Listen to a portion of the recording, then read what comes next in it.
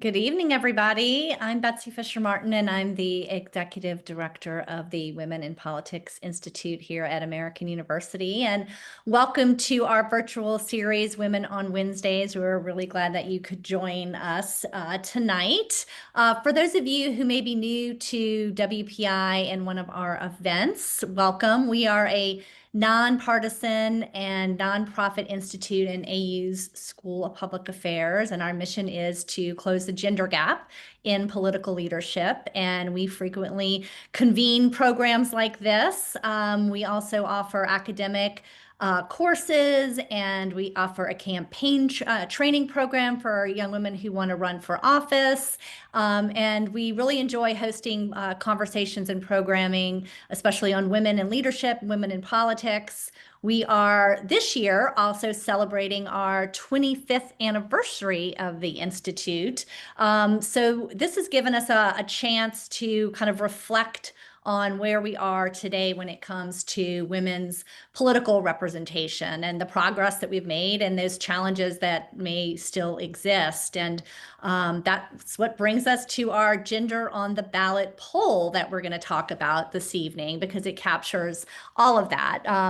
We launched this program, Gender on the Ballot. We have a blog on website back in 2019 as a partnership with the Barbara Lee Family Foundation, which is a nonpartisan foundation as well. And thanks to Barbara Lee's commitment and continued support, this project is now housed specifically at the Women in Politics Institute. So as we've done in previous years, we usually try to do a research poll every year. We teamed up with our longtime partners at what was then called Benison Strategy Group and is now part of Burson and has been renamed Breakthrough Campaign. So they're our partner on this survey. And the report that we just issued is called She Leads: Progress and Persistent Barriers for Women in Politics. And the great thing about having a continued partner is that we've got some tracking. We've got some previous polling data so we can see maybe how public opinion has changed over the last couple of years. So we'll have that as well. And we're super excited to have the lead pollster on the project and our partner, Viva de Vicq, here. And she is going to walk us through some of the most interesting and revealing findings in the poll. And we're going to save plenty of time for your questions. So as she's going through, if you do have questions, please feel free to put them in the Q&A box, and we will get to those after she goes through all the slides, and then I'll ask her a few questions, and then we'll go to your questions. So please feel free to participate in that. And Viva, you want to take it away and show us your deck? Sounds good. Thank you so much, Yeah, Betsy. sure, of course. I'm Viva. I'm a senior director at Breakthrough Campaigns. I've been doing this poll for the last 3-4 years with Benenson, so it's just an honor to present the research today. So I'm going to jump into the slides. We're going to kind of take Q&A at the end, as Betsy said, but if you have anything pressing that you want to talk about, put it in the chat and we'll address it after. So today we are talking about progress and persistent barriers for women in politics. This year, as compared to previous years, where we only interviewed women, this year we interviewed both men and women nationwide, 800 interviews. And so we're going to start off with political engagement. So we asked voters, thinking far ahead to the 2028 election, would you believe that this is the most important election, more important, or, no more, less important, or less important than most elections? So we might have seen last year that, our top box number of most important was, significantly higher because there was an election just 2 months away from our last poll. But this year we're seeing, the plurality of voters saying that it will be more important than most, with a majority of Democrats saying it will be the most important election.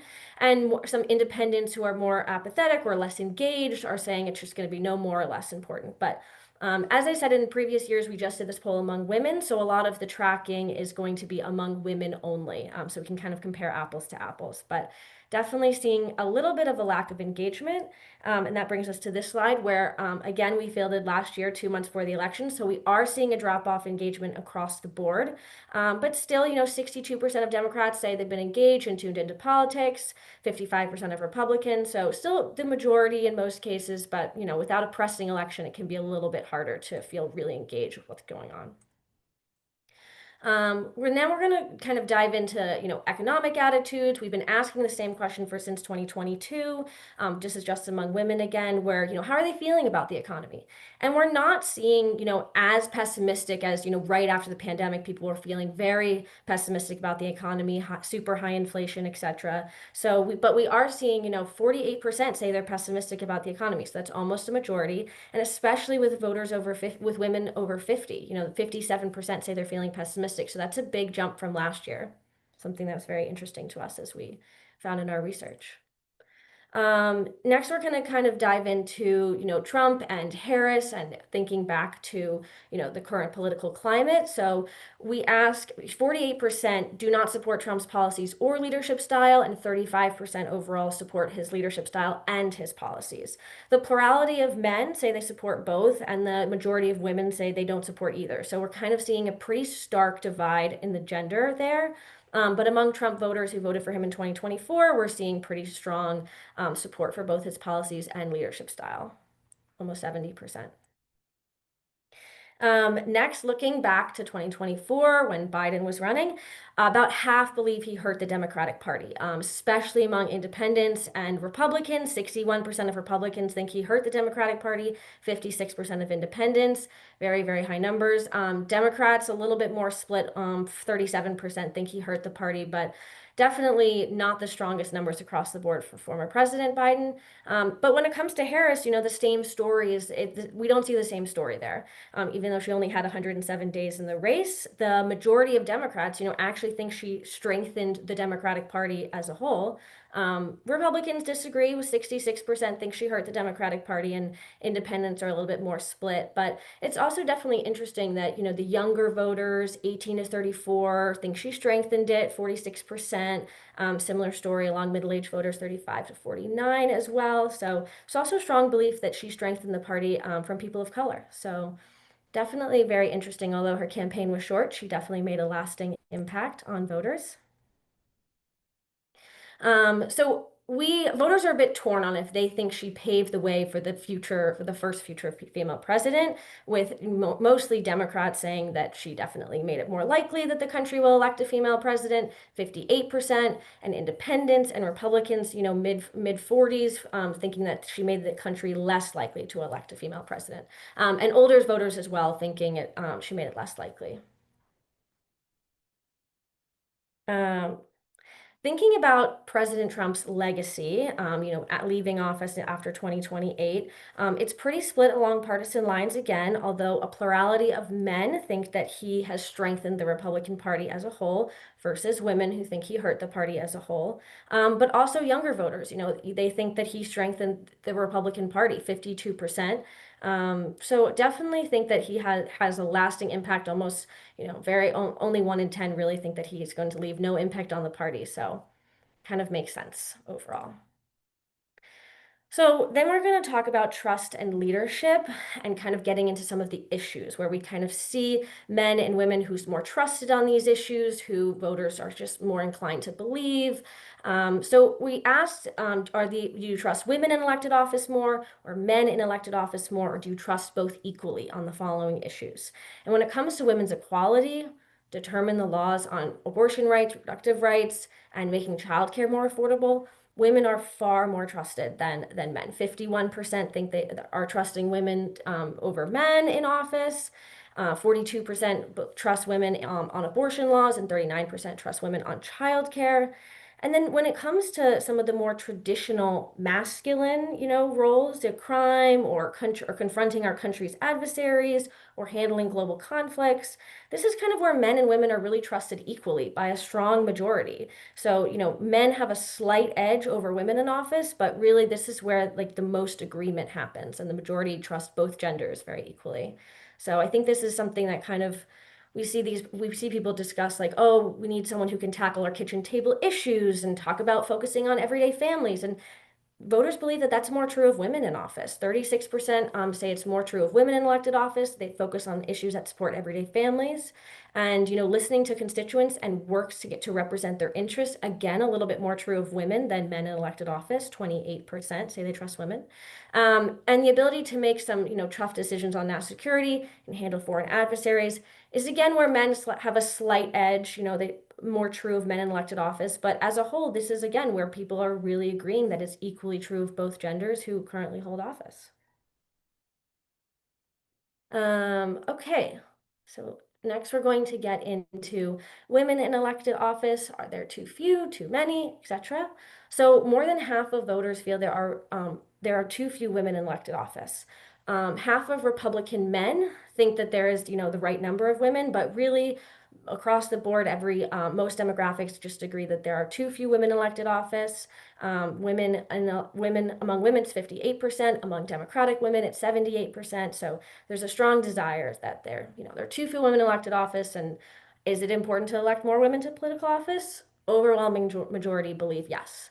We're seeing very strong numbers for very important to elect more women to political office. 47% overall, 83% say total important. 68% of Democrats think it's very important to elect more women. 92% say total important. And 48% say of 18 to 34-year-olds say it's very important. 91% say total important. So there is just a very strong agreement overall through all demographics that it is very vitally important to elect more women to political office. But at the same time, we're also seeing a big paradox here, where 4 in 10 people know someone who personally wouldn't vote for a woman for president. That's a very high number, especially among Republicans, where it's 50-50, and among younger voters under 50, that like Gen Z, millennials, 46% know someone who wouldn't vote for a woman for president, which is very striking compared to how many people thought it was important to elect women, how many people trust women on the issues, think it's more true of women in office, that they focus on issues that are pressing their family. So really kind of interesting numbers across the board here, that there's a sizable chunk who know someone personally that would not vote for a woman for president. But despite all that, again, they agree that if there were more women in political office, it would help us do a better job of dealing with the country's problems, including 2 in 3 men under 50, 83% of women under 50 agree with this statement, 30% overall strongly agree, 70% total agree. But there's also agreement that, the men of America might not be ready to elect more women to political office. 30% agree with that, 70 strongly agree with that, 72% total agree with that. So we're seeing that even if they think they might do a better job and they're just as likely as to run and get elected for office, they also know people in their life or just don't think that men in general are ready to elect more women to political office. So again, if women are so trusted, what are their barriers to seeking office? And what can we do to encourage them to kind of ensure that they do seek a higher office? So training programs are seen as readily effective, and cracking down on political violence is very important as well, where we see that 41% say that training programs are very effective, 87% say total effective. And 38% say cracking down on political violence would be very effective, 85% say total effective. There's a little bit less intensity behind electoral reform, like ranked choice voting, especially from like the older generations. But there definitely is kind of an appetite for these reforms that could kind of boost the numbers of women in office. And these programs are run by AU's Women in Politics Institute. As Betsy mentioned at the top, 83% think it's important to have these institutions that are focused on women becoming involved in the political process, whether that be getting elected or just volunteering at first. 40% think it's very important, so very high numbers across the board. This was true among all demographics. And as we get into, seeing the first female president, voters have said they're ready to elect more women to office. There's an appetite for it. So who does this person, and, obviously it wasn't for Vice President Harris. So who is this first female president? And again, when you ask people for a list of attributes in a vacuum, I think often that people will just pick what kind of stands out to them. So they create this, perfect person. So this is what the voters, said that was kind of a clear definition of who the first female president would be. 81% say she was married. She is married. 81% say she is younger than 65 years old. 79% say she's a mother. 73% say she has served multiple terms in Congress or as a governor, so executive leadership. 71% say she has older kids who moved out. And 66% say she has a background primarily in law or politics. So they definitely see this, when given a list of attributes, they are very well poised to pick their favorites. But again, as most female candidates have had to walk a tough line before, we have a majority of every demographic saying it is important to be both likable and tough. So again, a very hard line to walk. 19% say it's more important to be likable, 26% say it's more important to be tough, with 56% saying it's equally important to be both. Younger voters a little more split on the intensity, but really, again, we're seeing this broad agreement. And so we asked voters, how can the first female president show she is both likable and tough? If there is a high demand for her to be both, how can she portray that? Obviously, it's going to be a fine line to walk. She can use strength and a balance of firmness and friendliness to show that she is both likable and tough. And we asked this as an open-ended question. So voters were allowed to just type in, a sentence that they thought would be great. So she can have a charismatic personality and a determined demeanor from an older woman in the South. She can listen to what people want and fight for it, an Asian man in the Midwest. By balancing firm, decisive leadership with empathy and transparency, a man in the West. By working with both parties to get things done, but taking no trash from opponents or the media, being able to stick up for herself. A white woman from the West as well. So voters are definitely poised to, say they want both and then have an idea of how she's going to emulate that on the campaign trail and interviews on social media. She has a tough line to walk. And finally, we did this poll this year among men and women because we wanted to talk a little bit about the new media landscape that's taking place, especially when it comes to podcasts. We know that last year's election was dubbed the podcast election, so we wanted to kind of dive into who's listening to these podcasts, how frequently, and the gender breakdown of that as well. So more than half of voters are listening to political podcasts at least monthly, including almost 3 in 5 men. Men are just more likely than women to listen weekly, to listen to current events and podcasts to discuss like social issues as well.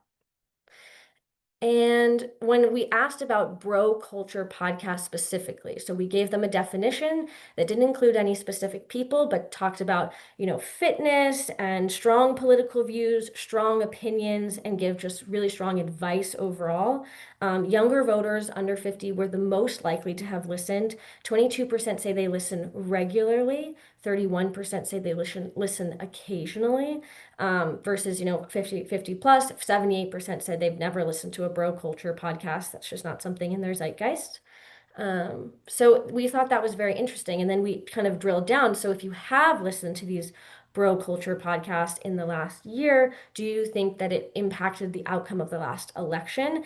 And overwhelmingly, the answer was yes, either a great deal or a fair amount. 36% said a great deal, 43% said a fair amount. It's very, very high. And then voters under 50, 38% said a great deal, 44% said a fair amount. So, really only 1 in 5 are saying that it had no impact. So pretty impressive stats from the Bro Culture podcast. So finally, I'm just going to kind of wrap it up. We have 3 key takeaway slides that just kind of sum everything up, and they're here on the website if you want to look at them later for any reasons. But voters are they strongly want increased female representation in politics, with 83% believing it's important to elect more women, and over half feeling that there are currently too few women in elected office. This desire is really pronounced among Democrats and Gen Z. And women leaders are seen as trustworthy on critical issues, childcare, reproductive rights, promoting women's equality. They just have an empathetic and fresh perspective that is just widely seen as bringing unique strength to these roles. And even in more traditional masculine issues, they are seen as equally trustworthy as men, or just equally as true of men in elected office. This positive view extends to younger generations, where 2 in 3 men under 50 believe women in office are better at solving national problems. And this, the importance of having organizations like this that encourage women to run for office is also widely acknowledged, with 83% viewing them as crucial for democracy. But there are still some barriers that remain. There is strong support. However, when it came to Gen Z or voters under 50 and Republicans, we see that over 4 in 10 just know someone who wouldn't vote for a woman for president. With voters under 50, it was 46%, and with Republicans, it's 50% know someone personally who would not vote for a woman for president. Um, and these expectations of the first female president, they're pretty narrowly defined. That list was pretty convincing, with 81% saying she's married and 80% saying she's a mother. Just a very narrow view of what the first female president is going to look like. And they can also just face a kind of a tough line to walk between being tough and likable, a standard that's not always applied to their male counterparts. And there's definitely some skepticism present as well. So I didn't get into this in the slides, but we can talk about them later, that there's just a lot of barriers to entry for women when it comes to elected office, whether it be the old boys club or political violence or scrutiny, definitely a lot of deterrence. And finally, when it comes to, when we think about former Vice President Harris, did she make it easier or harder for women to become president? It's very, very split along partisan lines, with Republicans and independents tending to believe she made it harder. And as we look towards 2028, I know it's kind of a far way away, but voters aren't seeing it as the most important election yet, although we'll talk about that more in a minute. And then regarding legacies, Donald Trump maintains strong policy support, especially among Republicans, and there's definitely a backlash against former President Biden. And the podcast election is still holding true, that they have a significant influence, with over half of young voters listening monthly, and young men attributing, the 2024 outcome to these bro culture podcasts. So a lot of new ways to reach people, but reaching people will definitely be very necessary. And those are all the slides I have today. Great, Viva. Thank you for running through those. And just to let everybody know, Maylin has put in the chat the link to the poll on our website, and you'll see in there, if you click on memo and you want to see the slides, you can find all of them there. We had a question about where are the actual questions from the poll, and on each slide after the headline of the findings, you'll see a sentence with a question mark. That's the actual question that was asked on the poll. So just wanted to clarify that. Viva, do you want to stop sharing your screen for the moment? So yeah, there you go. We can all see you. Thank you. So I wanted to ask you, I thought the summary at the end was great, because it's like with anything, right? There's some good news, there's some progress that has been made, but then, there are some challenges, right, that still exist. And so I think it's interesting to, point those out for people as what we can kind of take away from this and see, like, the work that remains, the struggles that still remain, and then maybe, where that progress has been made. So one of the things I thought was really interesting, and I think will be interesting for our student viewers here, is sort of that youth paradox that we talked about. So I just maybe wanted to unpack that a little bit, because the data shows that younger voters, are supporting more women in office, which is great. That's what we want to see, right? But they're actually the least open to voting for a woman for president. So how do we kind of square that circle? How do you think about that? What's your interpretation of why the generation that we would expect to be the most progressive in terms of, yes, being open to voting for a woman for president, is actually maybe the most resistant to that? Yeah, I think that's a really good question. I mean, it was definitely one of our most stark findings. 46% of voters under 50 just not saying they know someone personally who wouldn't vote for a woman for president, and being the least open to voting for a woman. Yeah. They've been let down very recently. This might be the only 18 to 34, 18 to 29 might be one of the only elections they voted in, or that they have a strong memory of voting for Harris, and the disappointment is still very fresh in their minds. And I think they just haven't, really gotten over that in some ways, and they're just a little bit hesitant, seeing as like, what does our bench look like? So I think there's definitely hesitation there to nominate another woman due to the last election, which 18 to 34 was pretty predominantly voting for Harris. So these may be some of the same young women that maybe had responded in that other question we had about whether Kamala Harris has actually hurt the chances of, having of electing a first female president. There might be that those might be showing up there too, right? Yeah, exactly. That she,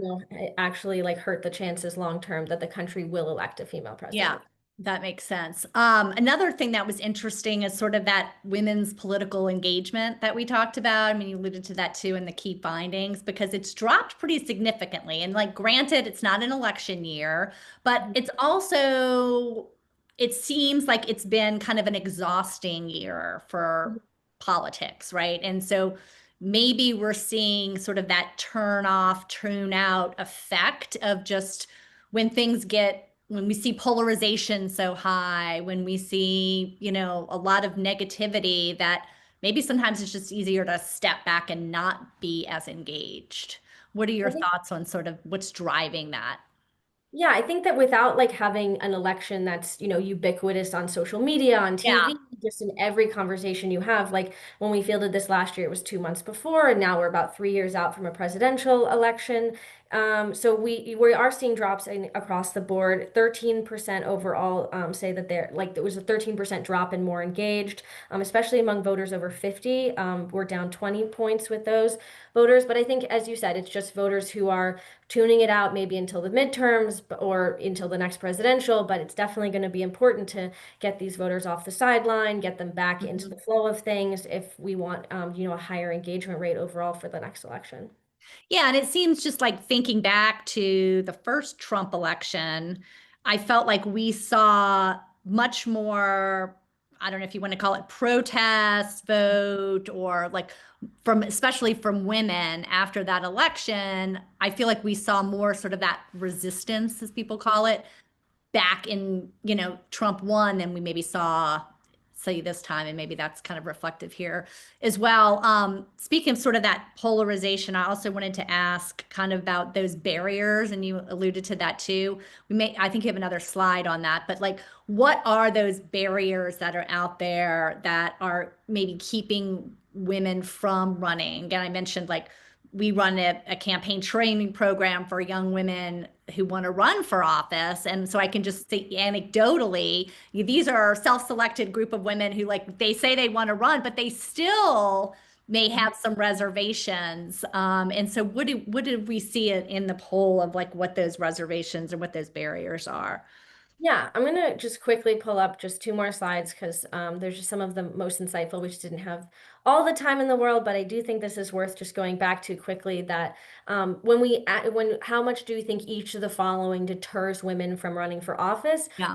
38% say the old boys club deters a lot, 71% total. 68% say total deters the negative media portrayal and scrutiny. 59% time commitment and 55% say self-doubt or imposter syndrome. That is much higher among women than men for that question as well. So really, there are a lot of factors deterring women across the board from running. And I think that there's also another layer of this when we asked voters, when they see women in leadership roles in business or in politics, what are how did she get that position? And overall, she earned it through hard work and skills. The majority say that's very likely. 87% say total likely. And just among like Republican men, we are seeing, she was given the position to fulfill a diversity quota or make the party look better. That's pretty high among Republican men at 69% versus men 63%. Among women, high as well, 57%. So there's a lot of reasons that I think women face, just like, the old boys club, the media scrutiny, Yeah. the suspicions on how they get jobs. I think that there's a lot to that question, very, very layered, but it's a lot of barriers to entry. Yeah, thank you for going through that. We have a couple of questions, and one of them here is I wanted to ask you anyway. And then it's about sort of that what we kind of did is that profile of like who do you imagine as the first female president? Mhm. Um, and it was the married Democratic mother under 65. With extensive campaign or extensive Extensive, executive yeah. office And so experience. 2 points on that. I was initially curious, just thinking about potential women that may run in 28. And on the Democratic side, I was thinking, AOC, she's kind Mhm. of, people are talking about her and like she of course is Democratic, but like not and married, but like she's not a mother. She's much younger. So what does it say about, these kind of traits and why people imagine Yeah. a particular type? And why do you think it's important that we kind of ask that question as well?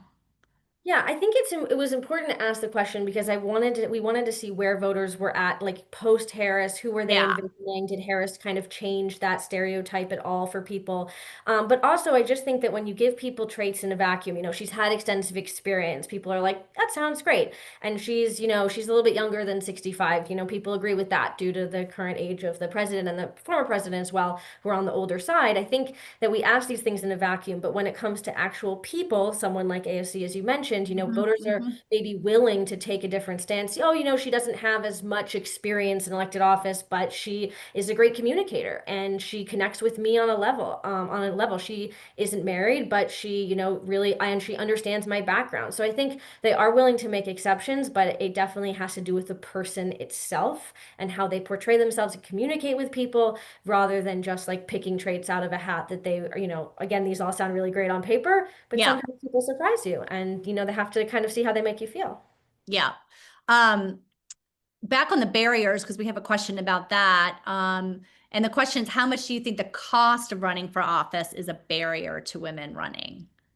I think it's definitely a barrier. I would say that we did ask about, stipends for childcare Yeah, and some other kind of, like kind of help on the campaign finance side. They didn't score as highly as the ones that we put in there about just like making sure there were training programs and making sure that women felt supported. And like I just think that there were other top of mind priorities. yeah. But that doesn't mean that they wouldn't like widely be effective. I just think that when it comes to that's kind of another layer of, paying for running for office versus even starting to think about it, people want to feel encouraged. Yeah, and it's something certainly that I feel women have definitely started focusing more on kind of the fundraising and gotten so much better at it too. I think maybe if we had asked that, 20 years ago, that may have like been a higher barrier. Um, and it's certainly tough, right? But I feel like in the last 20 years, that's something that we've been able to move the needle on, especially with, organizations that like Emily's List on the Democratic side that are focused on helping to fund some of these women running for office. And like something like Run for Something as well. Exactly. There's been a lot of investment on both sides to get Yes. people to run for office at all levels. Yeah, on the Republican side, I think WPI and there's a couple of organizations as well that really came about for that reason, right? Because when you do think about those barriers, that certainly was something that was definitely a barrier for women. Um, Here's a question about what was the biggest surprise in the poll results for you? Was there anything you saw that you're like, wait a second, is this right? I think as we discussed, the youth paradox was pretty Yeah. stark. I think that was Hmm. something that we were pretty surprised by. But I also think that when Harris's impact on electing a future female president, I was pretty surprised that it was so split overall, like one third, one third, one third, especially when no impact is an option. I kind of thought that might be higher, that she had only 107 days to run her campaign. There might not Right. have been huge impact for future leaders. But with what 35% saying she made it much harder for women to run for off or be the elect a female president in the future, definitely kind of surprised me as well there. Yeah. Here's a question from Trish. She says, thank you for the presentation. How does one use this information to an advantage while running? And then she says, do we focus on topics that most people in the poll said they trust women's stance on, such as reproductive care? And what about the more dangerous topics such as violent crime that involve teens and immigration detention practices? So that slide that we have about, who do you trust more? And I Yeah. think she's saying, when you think about a woman running, like, is it smart for them to kind of focus on those issues that voters already say they trust women more on? Yeah, I think that, trusting on addressing women's equality and Yeah. reproductive rights, women are far more trusted than men in office. But really, like when it came to the crime and confronting adversaries, like those are the ones where like both genders were seen as equally trustworthy. I wouldn't shy away from something because they think that there's not going to be an inherent advantage when the majority of voters are saying, I trust men and women equally on this. It's how they communicate with me. It's how they're going to tell me their plans to fix this. It's the policy behind it. I think that there's just like a lot. It wasn't so much that men had a huge edge, I mean, over women on those issues, maybe 5 points, but really 57%, 56% trusting men and women equally on crime and safety, as well as handling global conflicts. I think it's an indicator that women have made a ton of progress on all issues, but there's always going to be a little bit more of an inherent bias towards some issues they might personally intimately know better. Yeah, great. And I think Carolyn asked a very similar question. Yeah, yeah. So I think Carolyn, we got your question in there too. I also wanted to, what struck me most in some of the previous polls that we did was this difference between um, Republicans and Democrats when it comes to whether there's too few women in elected office. Hmm. And we saw in the past, we've seen, I think, more of a split Hmm. between Republicans and Democratic women when it comes to that question. And Hmm. I think it goes toward, what we were talking about earlier, um, you know, encouraging women to run, and the Republican women in our previous polls too just kind of had a little bit more of like a collective, it's fine. Yeah. We don't need more women to run for office. And then, someone just sent in a note too about when we were talking about organizations that help Republican women run. Maggie's List, for example, is another one. Just to mention that too. But what do we see? What are we seeing now in this poll when that split between Democrats and Republicans? Yeah, so among women, obviously, this we have to look at data just among women for Yeah, these right, questions. But right. among women, 78% of Democratic women think there are too few women in elected office. That's down 2 points from last year, but really, really similar. And Yeah, among Republicans, 39% say there are too few women, but that's up 8 points since last year. 44% of the interesting. plurality think there's the right number of women, but I think 8 points is pretty significant for the fact that there are too few women in elected office, according to Republican women themselves. Yeah, because last time we did this, it was like 31, only 31% said that there were too few, right? Yeah, Yeah. So maybe some of that is changing a little bit. yeah. Um, yeah. So Engagement might be higher on like Republican women wanting to kind of make more of a dent. Maybe they are the most engaged. yeah. Um, let's also go back to sort of the double standard issue, sort of the tough and likable.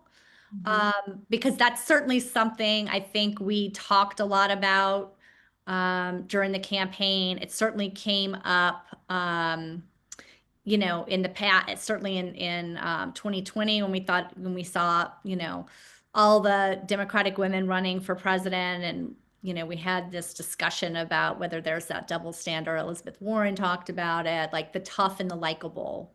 Mhm. Um, how do you unpack that a little bit? And is this like reflect kind of a lingering bias, or is it just the reality of modern campaign expectations for candidates? This you got to be both. Yeah, I mean, it was definitely one of our most agreed upon questions that she needed to be both, the majority of almost every subgroup saying she needed to be both likable and tough.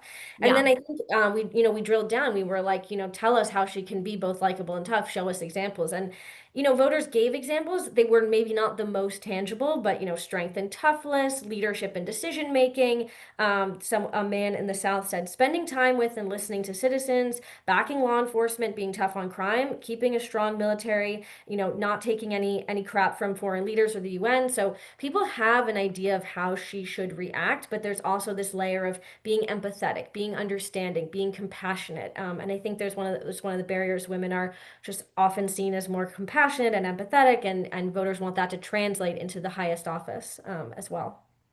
yeah, and yeah, that's a tough. kind of a tough nut to crack sometimes, right? Let's see, we have another post here. I agree that training and support are important for electing more women. What are some of the ways that WPI and others encourage women to run? I'll take a little bit of that. Certainly our training program is called We Lead, and we have it's a yearly program, and we probably have some attendees from our cohort this year on the call. But we have a group, a very impressive group of women who are in our program this year, and we offer that kind of put our money where our mouth is as a free program to train. We bring in top practitioners to kind of do a soup to nuts. How do you run for office? What are the best tips and strategies and skills that you need to run? So, for example, we'll have, an entire, and the cohort is every Saturday, one Saturday a month, essentially for an academic year. So we'll do an entire session on fundraising, for example, to go back to our earlier question about raising money. We'll do a day on the issues of communications and dealing with the media. Again, to go back to a point we talked about with the media scrutiny, how do we deal with that? We'll do an entire day on like running a campaign. How do you put together a team? And so that kind of a thing. I mean, we certainly know from women, that hesitancy is a lot of times, and you pointed to it in the poll, Viva. It's like the imposter syndrome, the like, oh, I can't possibly do this, or the lack of confidence. And so I think when we found, and research bears this out, is like if we can encourage young women, yes, but we can also give them the tools so that they have the confidence, right, to actually make that run for office. That really pays dividends. And there's also research out there that says, women need to be encouraged several times by people to run. And so, in addition to running that program at WPI, certainly on campus, we put on a lot of programs like this. We have, women that come to campus that do programmings with us. I'll put in a little plug that we have in 2 weeks in October, and Maylin can put the link in for the registration. Is we have Senator Lisa Murkowski coming to campus. She's written a new book, a profile of herself. She's obviously someone who a lot of people look at as kind of being in the middle, and she talks about her experience. So we try to elevate that. And then we also, for our students, we offer a number of academic courses within our Department of Government in the School of Public Affairs about women running for office. We'll do something on like women in public policy, women in leadership, women in the media, all those different aspects. So between all of that, and we try to contextualize gender when it comes to running for office. We have this Gender on the Ballot blog that this poll umbrella is in, where we have expert contributors, we have student contributors as well. So I encourage people to check that out. So that is my little soapbox plug on WPI. So thank you for that question as well. But let's see, we have another question here on. This is a good one. With women and leaders trusted more in issues like childcare and abortion, should the Democratic Party lean more heavily into gender as a defining issue in the 2028 election? What do you think about that, Viva? We didn't ask too specifically about the 2020 election, with it being still pretty far away, but I think that it's got to be, as when people talk about, this this ideal female candidate, they also want her to be, they just want her to be truthful and honest with them. So I think if it comes from a place of honesty and meeting voters where there are, and like lived experience, it means a lot more than trying to force an issue to be, voters' top issue when they're worried about their healthcare costs going up. So, if you can link it to lived experience and what they're going through, then it completely makes sense. But we also want to make sure that we're going a bridge too far to kind of force an agenda or anything. So I would say that it all has to be meeting voters where they are. Great, great, great. So before we close, Viva, are there any closing thoughts that you have? Is there any other aspect that you want to that we can talk a little bit more about? And I guess I'll do a last call for any other questions that we have. And again, you can find the full poll on our Gender on the Ballot website, as well as the analysis press release about the poll. We have a blog post that Viva wrote for our Gender on the Ballot blog. So, and we have there's also an article that Politico wrote about the poll as well. So I would encourage folks to check that out too.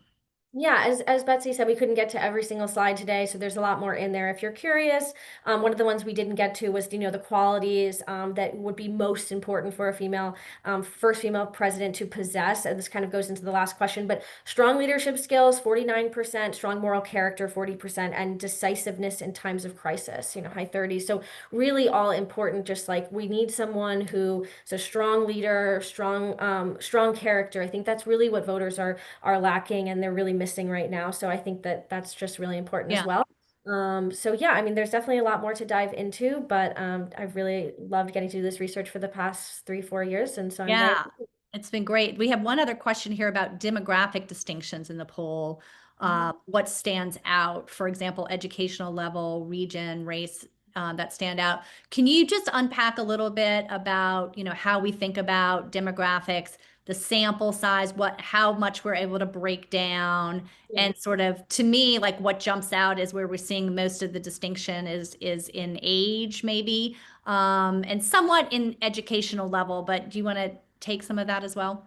Yeah, I think that the demographic story that really stuck out to us here was the gender split. It's on the age split as well. And Yeah. unfortunately, because we wanted to, it's 800 person poll, we can't go too deep into the 18 to 29 age demographic. We just didn't have a huge sample size there. So we're really looking at under 50, over 50, and men and women, and kind of breaking it out like that. I didn't see a huge distinction in college and non-college this year, depending on the question. But yeah, I definitely say that when it is called out on slides, when there are subgroups identified, those are because those are the starkest contrasts we see in the poll.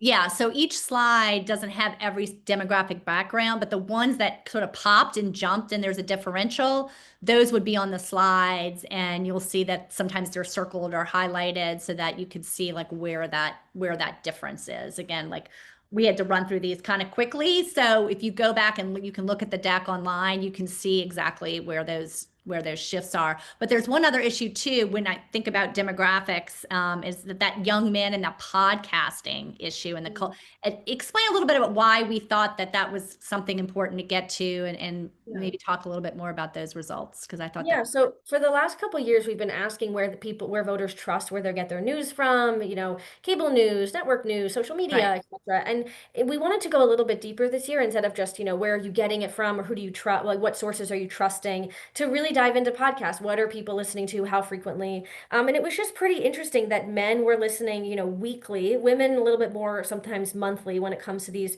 politics, current events, social issues podcasts. And then in terms of the bro culture, we wanted to take it one step further. We didn't name any names, but wanted to kind of give an example of like what that is, a bro culture podcast, really strong opinions, maybe talking about a specific political view, talking about a fitness regime, etc. And Mhm. we're really seeing, almost half of voters under 50 listening often. And then among those, I think it was like around 300 voters who said they listened, to the bro culture, overwhelmingly agree that that is something that impacted the 2024 election. I think it was like three and four voters just agreeing if they listen to those podcasts, they agree that it impacted the 2024 election outcome as well. Interesting, interesting. Well, I was just looking through the chat. Viva, you have a fan in the audience, someone who went to camp with you. That is very excited to see you as such the rock star that you are. So yay for Oh, that. thank you. It's my familia all the way back when. Yeah, I love it. Okay, so thank you again, Viva, for all this great work. It's always wonderful to partner with you all on this. We will probably do this poll again next year. We'll think of some other issues. If you guys have any particular issues that you're interested in, please shoot us an email. This is something that, we're going to be following as issues pop up. And again, check out our website. We have plenty of information there. If you have other particular questions, again, shoot us an email. We'll do our best to get back to you with whatever you need. So again, thanks everybody for joining us. Thanks again, Viva, for all your work on this. And don't forget to sign up for our future events. You'll get an email, and hope you can come to campus for Lisa Murkowski in 2 weeks as well. So thank you.